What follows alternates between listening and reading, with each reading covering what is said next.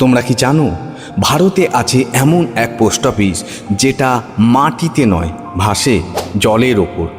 হ্যাঁ, এটা কোনো কাল্পনিক কাহিনী নয়, এটাই বিশ্বের একমাত্র ফ্লোটিং পোস্ট অফিস যা ভাসছে কাশ্মীরে শ্রীনগরের বিখ্যাত ডাল লেকের বুকে।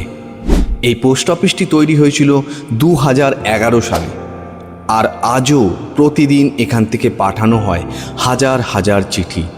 ডাল লেকের মাঝখানে একটি বড় কাঠের হাউসবোটের ওপর তৈরি এই পোস্ট অফিসে চলছে চিঠি বাছাই, স্টাম্প বিক্রি, মানি অর্ডার, সবই জলের ওপর বসেই।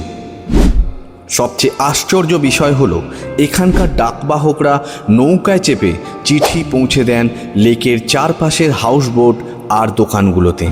আর এখানকার প্রতিটি চিঠি স্ট্যাম্পেই লেখা থাকে ফ্লোটিং পোস্ট অফিস, ডাল লেক, শ্রীনগর।